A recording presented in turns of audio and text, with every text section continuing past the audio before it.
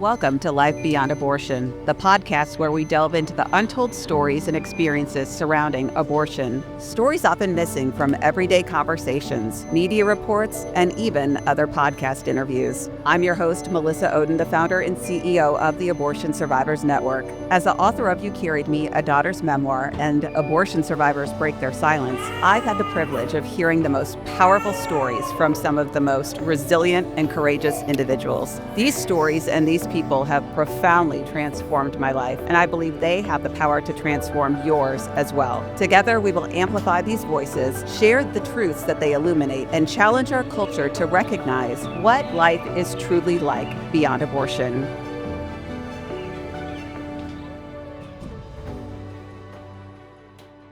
Thank you for joining me for another episode of Life Beyond Abortion. The incredible opportunity that I have as the host of this podcast is to share the stories and the experiences of everyday people just like you, whose own experiences really fly in the face of the predominant cultural narrative when it comes to abortion. So whether it is someone who maybe is an abortion survivor like me, or there's someone who has placed a child for adoption, maybe they're a professional in the pregnancy center help movement, there are many different experiences that come to the table in these conversations that I have. And today, this is a really important one with a friend of mine and colleague, Monica Cline of It Takes a Family. I really hope you, the audience, listens in today because Monica's personal and professional experiences will educate you about the abortion industry and their lobby and really their attempts to, blow up the nuclear family, so to speak, in order to achieve an agenda. And I think Monica will also really equip you and empower you as a parent or a grandparent, a community member on how to make a difference in your own lives, your church, your community. Monica, thank you so much for joining me for this episode. Oh, thanks for having me. It's so good to see you again. Good to see you. People may recognize your name. They're thinking, maybe I recognize her voice. So let's just start there. What is your personal and professional background that has led you to being someone who I've worked with now in the pro-life movement for quite a long time? Yeah. Well, thanks for having me. And yeah, I've been part of the abortion industry, unfortunately, for a very long time. I was really introduced into the abortion industry when I decided to become a HIV prevention specialist in the 90s. It was right out of college. I was just a young person who wanted to make a difference in my community. And so I decided that I wanted to help, reduce the risk of HIV being spread among the population, the young population. But at the time, they also talked a lot about the marginalized population, people of color, people, who identified as being homosexual. And I wanted to do my part and help. And so I started volunteering for a gay organization and helping them with their education. And then shortly after graduating, they hired me. And, this is before I came to the Christian faith. And so I was really led by compassion. I truly wanted to help. But what I've learned, hindsight, of course, is that when you have compassion without truth, it can lead you down some very dark paths. And so my compassion was driving me to help, but the solution and the tools that to be quite honest, the government had given us to use in the communities were actually just increasing the depravity, increasing infection, increasing the likelihood of unplanned pregnancies leading to abortion. And so all of this is very connected. As soon as I got hired, and they started training me with information from the CDC about how to reduce the risk for the spread of HIV and other STDs. And I would say that about a month or so into my training, they said, okay, it's time for you to share this message with children. And so they sent me across the street where the Planned Parenthood clinic was. And the director of sex education took me in, and she became my mentor, and she personally trained me on how to share this comprehensive sex education message with children. And Melissa, when she first told me about, she made her case. I think she knew, as most people are not comfortable, they know in their gut, in their heart, even if you're from the secular, have a secular worldview, that children having sex doesn't sound right. It's not healthy. It really, the first thing that popped into my mind is that these children are being abused. And so what she did was that she sat me down and she made her case as to why this was important why comprehensive sex education was an important thing to teach children. And she told me about little girls coming into the clinic and getting abortions, and a lot of other situations, medical situations that were going on with these girls. And the first thing I said to her, Melissa, was, "This sounds like abuse. This sounds like abuse. We need to teach me how to help these girls not be in those situations. What can we do to protect these girls?" And she reached over and patted me on the knee and she said, "No, dear, we're not going to teach these girls how to stop having sex. We're just going to teach them how to do it safer. And if you were to tell them not to have sex, then you would be judging them. And we're not here to judge these girls because they're consenting to this behavior, to having sex." And, I was in my 20s, and here I had this woman who was in her probably 60s at the time. She was a member of the community that we're serving. She was the director of sex education at Planned Parenthood. They were receiving, as we know today, millions of dollars in government funding. I was sitting in their clinic and I thought, well, if the government is funding this, then I guess it's okay. I guess this is public health. And so I allowed her to mentor me and train me on how to take this message to children and into the community. And I know that, how do I put this gently? I mean, I hope that people listening can recognize this. We all find ourselves in circumstances that we don't plan to, right? We enter into places in our lives that we're completely unprepared for. And, I can picture in my head, Monica, you as a 20-year-old, something compassionate, right? Person who is wanting to make a difference, kind of taking that collective breath going, okay, right? Like, who am I to say, right? Who am I to say as a 20-something-year-old young woman that I know more than this person? Even though it makes me uncomfortable, even though something within my spirit tells me something's very, very wrong about this, who am I? Right. And I think when we see these leaders in that community and we see that they're being backed up by the government, you believe that they're the experts and they tell you that they're the experts and you have to trust the experts. And that's a big piece. I share that part of my story of how I was deceived. I also acknowledge that I had a secular worldview. And I share that because I've noticed that not only when I speak to a secular group, or if I'm speaking to Christians, whether it's in homes or in churches, because I do table talks at people's homes where they invite their friends in, and I meet both on the secular and Christian side. They say, "Oh, well, I guess this education is good for kids because look at how terrible the world is today. They need to know how to protect themselves." And I'm like, stop. No, that is not what we need to be teaching our children. We're not to be teaching them about sex in these graphic ways. We're not to normalize sex in childhood. Take a step back. What's healthier for all children, regardless of how they identify, is to not have sex in childhood. It is a high risk behavior on so many different levels. And as a Christian, I also know that God tells us for our own good that sex is to be reserved for the marriage. And there's a whole host of, information and evidence as to why what God has ordained and how he has purposed sexual intimacy in the protective you know, box of marriage is because it is dangerous outside of marriage, because it does lead to death, it does lead to disease, it does lead to situations that put children at risk and puts the preborn child at risk. And so I think that's the next thing I want to talk about, Melissa, is how does sex education connect to abortion? Yes, let's And so, please talk about that.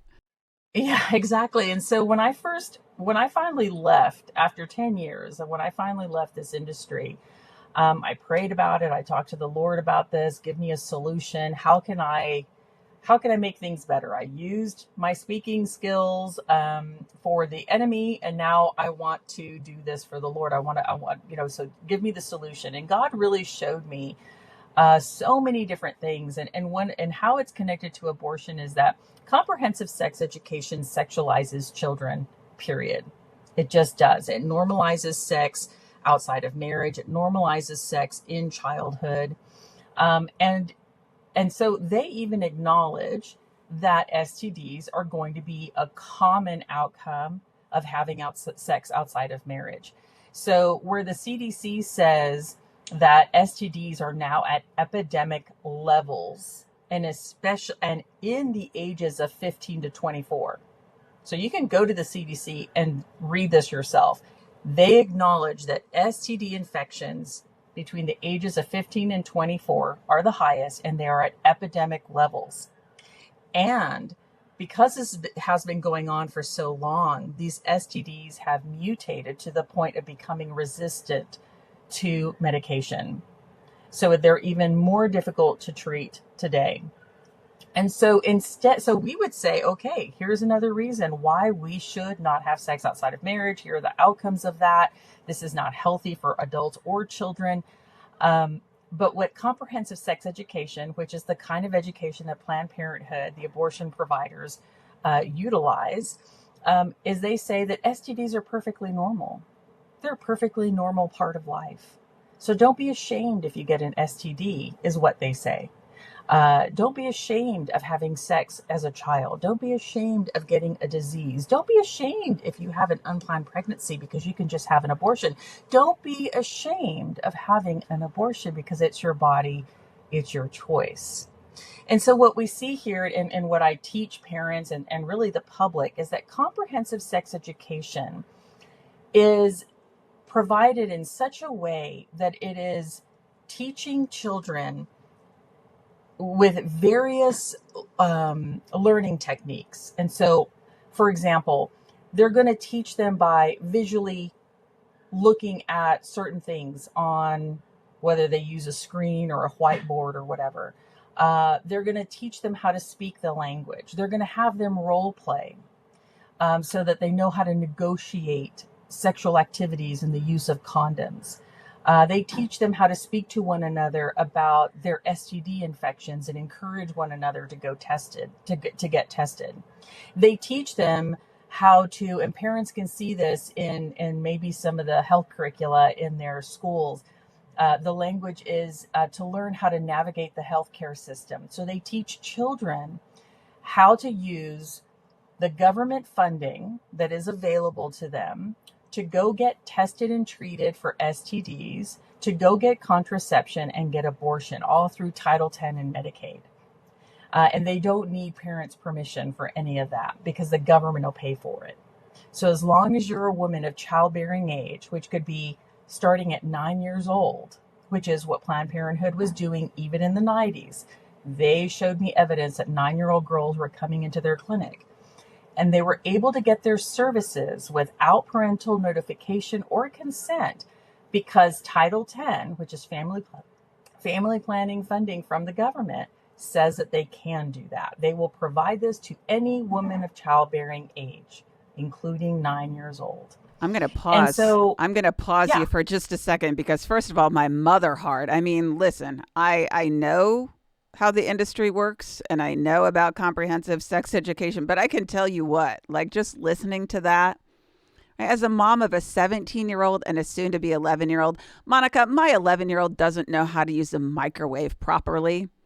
Maybe she's an outlier, But I can tell you, if my 11-year-old doesn't know how to use a microwave, she sure as heck should not be given information about STDs and how to navigate the healthcare system and how to have sex. So it's It's evil. yeah, it's maddening as a Yeah, parent. it is. And so what this education does, Melissa, is it deconstructs the child. They break down their inhibitions. It's very similar to a sexual predator. They start off with some icebreakers, with some things to get the kids comfortable with the topic on it at hand. And the more they get comfortable with it, the more graphic the education becomes. And like I said, they have them actually practicing and role modeling through verbally speaking to one another in sexual ways on how to negotiate all of this. And so what it does as a whole is it starts to break down a child's values, morals, beliefs, and they have them evaluate their behaviors. And so once they break all of that down, they reconstruct them with their ideology, an ideology that says your body, your choice. You can have sex at any age. You have a human right to sexual pleasure. No one should be telling you that you can't do this because it's, again, your body, your choice. And that includes when they use the words, you have a human right to sexual pleasure. It means that anyone who tries to become an obstacle to you seeking out sexual pleasure is coming against your human right, which would be an oppressor. So who can we think of that would be the number one person or people who would try to protect children from having sex in childhood? And that would be the parent. So now the parent is considered and the family is considered an oppressor who is trying to keep the child from not only being sexually active and seeking out something very, as they would say is very natural to them, but that they become a barrier to allowing that child to access the health care that they have every right to access, which again is going to be any clinic that has a Title X funding. So yes, I know we're very happy that Planned Parenthood has been defunded. But my question is, what about the other clinics that are also providing who also receive Title X funding? They're still going to see girls who are minors without parental consent.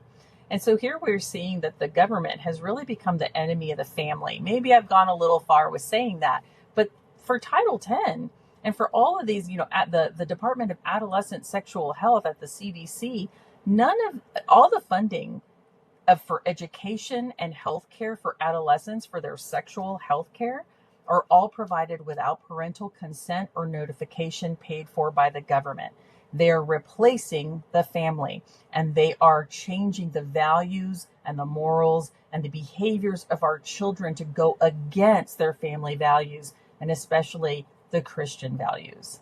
Hence the name of the organization that you founded, It Takes a Family, which, I Yeah. mean, I love your courage. I love your heart. I love how you stand for biblical truth and for families in a world where taking that sort of stand, Monica, is really, I mean, it comes with a big target on your back, right? In many ways, Mhm. you're countercultural, but being countercultural is biblical in today's world. I mean, I feel like we're sort of in this like new renaissance Yeah. where we're really seeing the return to the family, but I think it's going to heat up before we start to really get back to the basics of truth and biblical values and family. But let's talk about It Takes a Family. How long have you had the organization? What do you do? And, I would love to hear from you some of your biggest wins and maybe some of your biggest battles. Wow. Well, okay. So why It Takes a Family? So everything I just shared, I want to share a quote, from Planned Parenthood. I got to a point in my career where I became a Title X training manager. So I literally trained every clinic in the state of Texas and New Mexico that received Title X funding. Um, and I would one day I would well actually this happened in many occasions when anytime I would train Planned Parenthood, they would always say, Monica, parents are a barrier to service. And I asked them, what do you mean by that? And they said, well, anytime a child comes into our clinic and their parent finds out that they're coming to our clinic, we never see that child again because the parent won't let them come back. And so they become a barrier for children to get access to our services. So that's the language. Parents are a barrier to service. Now, I've seen that same language in pro-transgender bills. In Texas, I saw a bill where they wanted to take basically rights away from parents so that children could get transitioned, into another gender, which is not really possible. We all know that. And the bill language was parents are a barrier to the health care of their children. So we see this going on. And so when I left that industry and I was repenting and I was praying to the Lord and asking him, please help me with a solution because I did enough damage. Now I want to be part of the solution. And he reminded me of that quote. And it was kind of a moment of, why is that quote so important? And I realized that when the enemy targets the family that way, it's because that target is powerful. And that target is so powerful that the enemy is saying, I need to get rid of that institution so I can continue to destroy. And so I realized that that's what was important, is that it takes a family to raise strong children. It takes a family in Christ to raise strong children. It takes a family to build healthy communities, and it takes a family to build a great nation. It takes the institution of the family. And what are we seeing today? But the secular ideologies are trying to destroy the institution of the family with high divorce rates, with, it just goes on and on and on. And to remove parents altogether out of the picture. In the Reagan administration, Reagan actually has an executive order for the family. And I love it. And I need to put it on my website. And essentially what his executive order said is that he wanted legislators to review their bills and to ask themselves some questions. Is this bill, if it becomes law, will it replace the family? Will it take away from the family responsibilities that really belong to the family? And so he wanted to make sure that we weren't creating a government that was replacing the family with the government, so that the government is now the parent over, or the state, it becomes the parent over the children. And so that's what It Takes a Family is about, is I want to strengthen God's creation of the institution of the family and give parents the resources that they need to protect and raise their children. Because what I see across the board is that, and I've heard this on the secular side as well as the Christian side, and they say things like, parents are not equipped, parents are not educated, parents have checked out. Now, are there bits of truth in there? Absolutely. But I believe that the Bible, and I believe that God has given me the assignment that I am not to interfere with the family and break it apart just because they're not doing great, just because they maybe have checked out or they're not educated or they don't know what to say. He was like, how about if we just strengthen the family? How about if we give them the resources? How about if we do encourage them and strengthen them so that they can adequately raise their children? And so imagine if the church stopped trying, church meaning all the people, if we were just to continue to strengthen one another with the word of God and strengthen marriage, strengthen parents' ability to educate their own children instead of replacing themselves with other leaders, we would truly be strengthening the institution of family, which is the very first institution that God created. God created us male and female. And that's what he did. He took me to Genesis. Read Genesis, Monica. Understand how I created humanity. Male and female in marriage, in a family. It was the first government. It was the first school. It was the first provider of healthcare. It's so, to me, my mission in life, I believe, given to me, is that I want to strengthen the family however I can, collaborating with people like yourself. This is so important because, as you know, Melissa, and maybe you can talk a little bit more about that too, is um, when a family can really come together with their kids, and I do this, I talk to my parent, to the families that I speak to, is I want you to consider and imagine that if your son or daughter says, "Hey, I've conceived a child," how are you going to respond? Because the way you respond is really important. Or what kind of relationship do you have with your kids? Do they feel comfortable knowing that they can come to you if this happens? Because you don't want abortion to be the first thing that pops into your mind. Um, right? Yeah. So, and that's what's really, go ahead, I go think ahead. it's interesting, Monica, to think about this because you and I are, similar in age. And, I can think back to, I know there's distinct differences in, my parents' generation and what we spoke about, or maybe what they didn't speak to us about as kids, right? There were a lot of conversations that my parents didn't have with us, right? That I can see in that particular generation. But I love that as a parent. I mean, my parents did so many things well. I don't want it to sound like that. Yeah. My parents did a great job. However, right, I think we look at generations past and go, okay, that's a difference. And I want to do this differently. I want to take these things that they did and continue them, right? So there is this process. But I think one of the things I did really early on with my two daughters is, I'd say to them, if you don't tell me, I can't help you.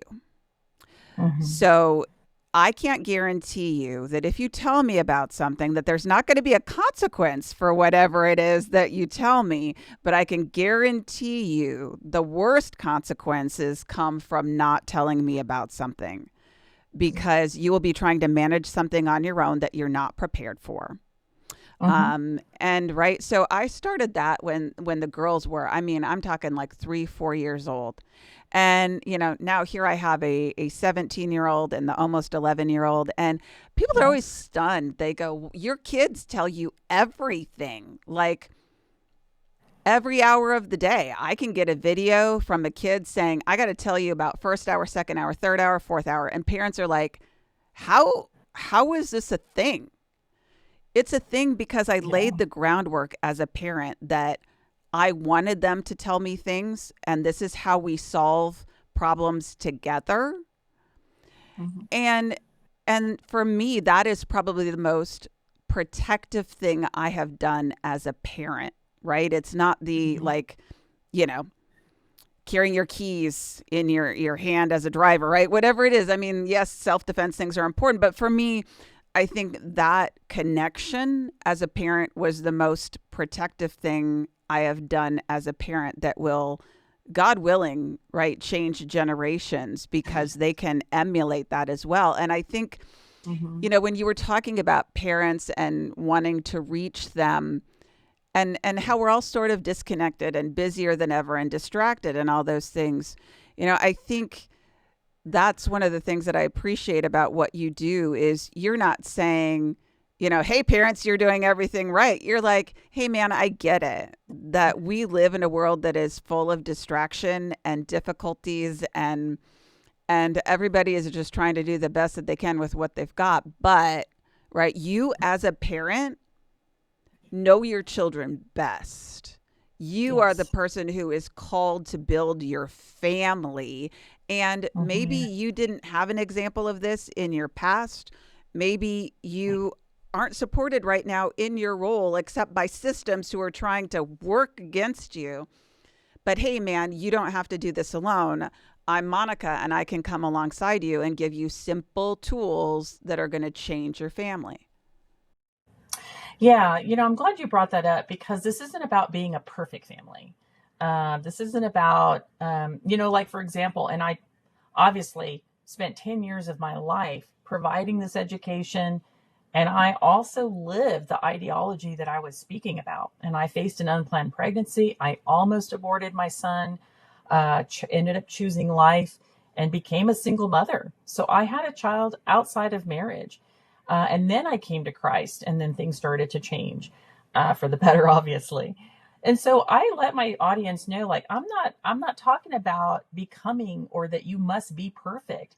But once you learn what is best, like for me, once I learned what was best, once I learned God's truth, I taught that to my son, even while we were living by ourselves.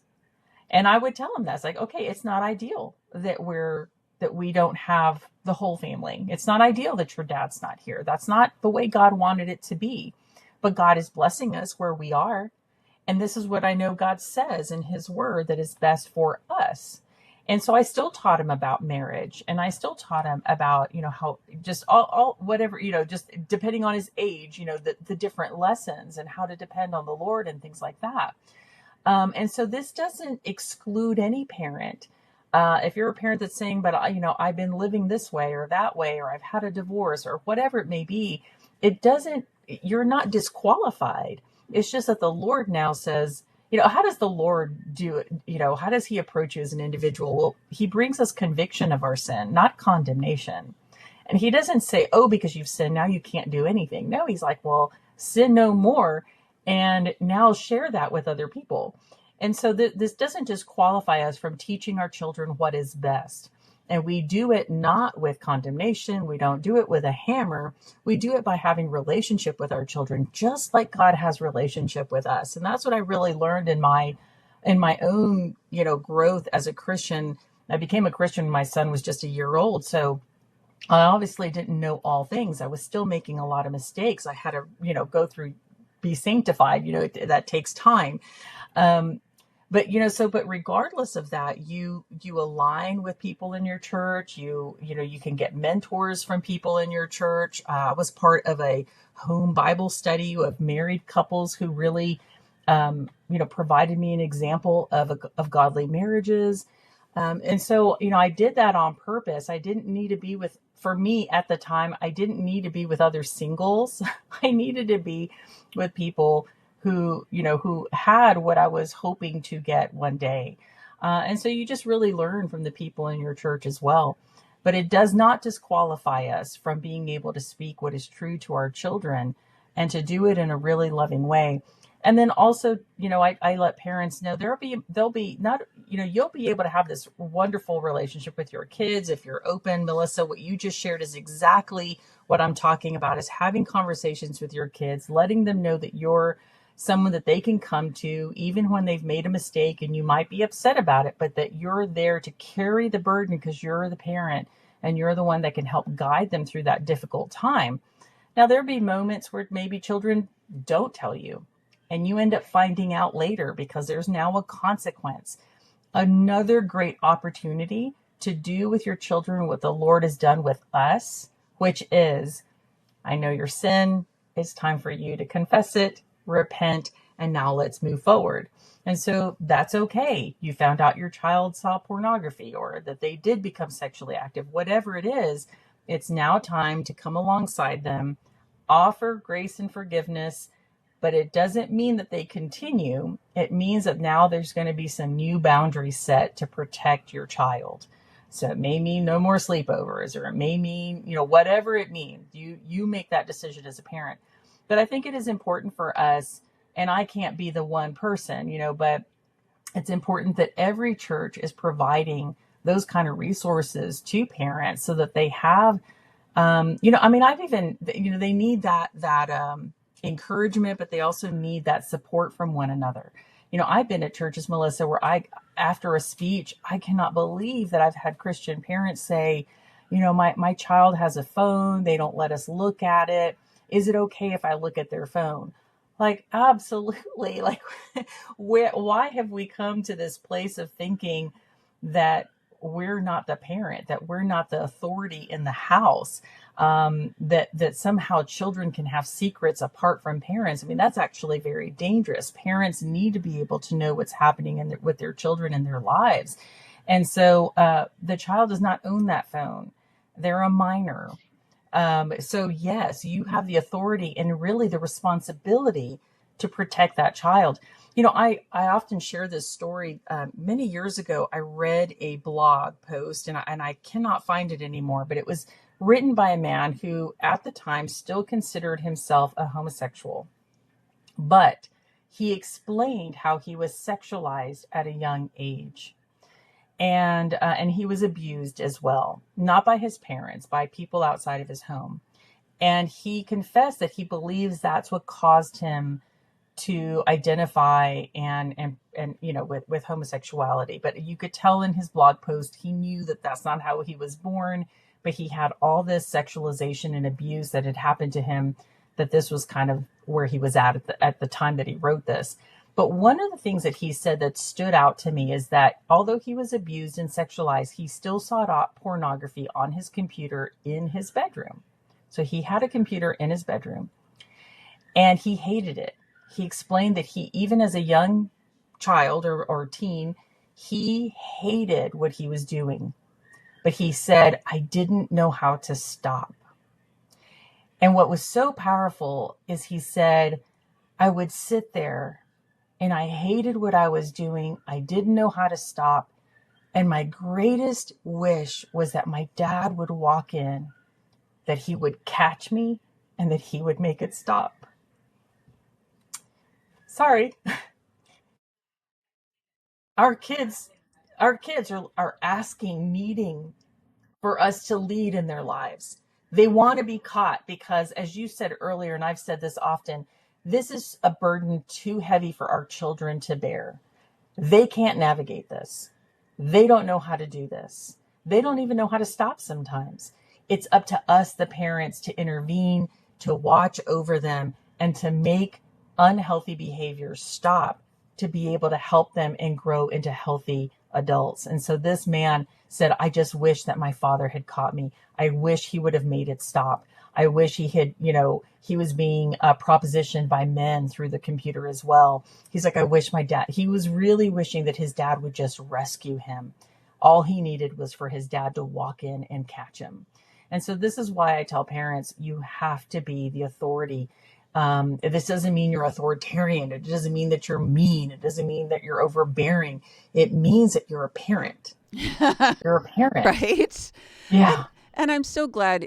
I mean, that story is heartbreaking, but it's your very point, Monica, is one that I had been, turning over in my brain as you were talking about all this, which is, from a counseling standpoint, when I work in family systems, one of the things that I studied a lot over the years, and I have always told parents is, kids want structure. They want stability. They want consistency.